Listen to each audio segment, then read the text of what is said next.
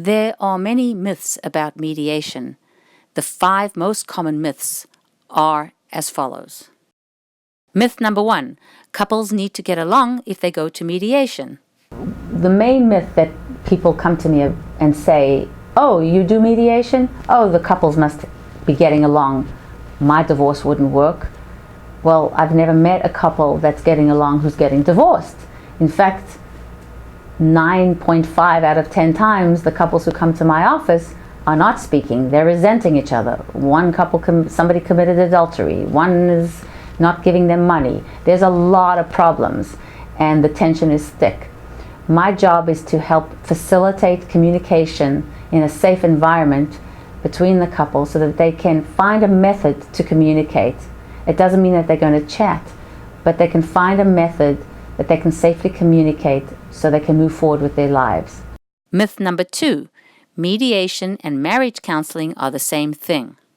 Another misconception is that marriage counseling and mediation is the same thing.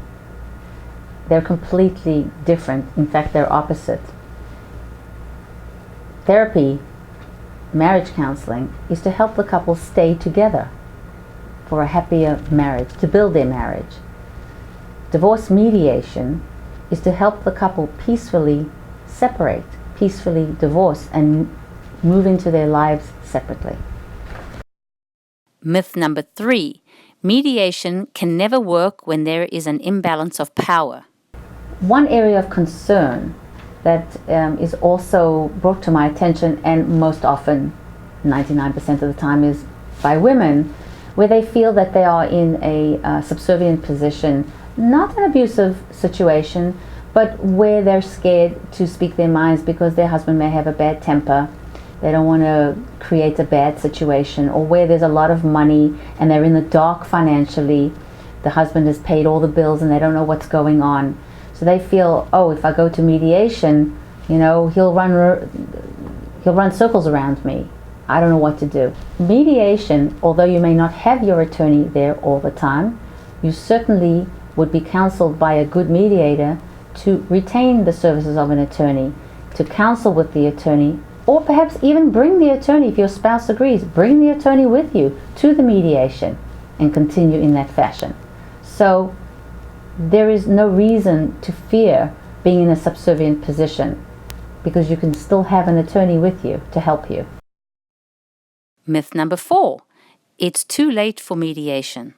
Couples don't realize that you can mediate at any point in time, from before the divorce action begins, to during the divorce action, after you've exchanged all your documents and it's going up to the time of trial.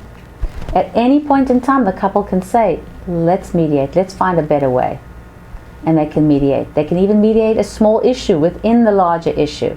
And usually, from my experience, when the couple decides to mediate a small issue and they resolve it, they then decide and try the bigger issues, and ultimately they resolve it out of court.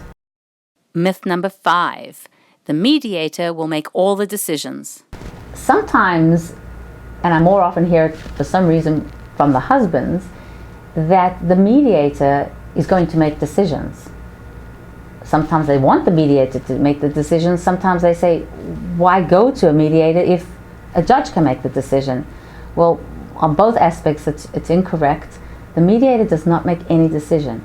The mediator, again, facilitates the open communication in a safe environment so that the couple can speak their needs, they can be heard by each other, and they can learn what their needs are at the time. Many times they don't even know. What I explain to couples is that I guide them. I might give them options, ideas, creative ideas. We all brainstorm together, but it is the couple who make the ultimate decision.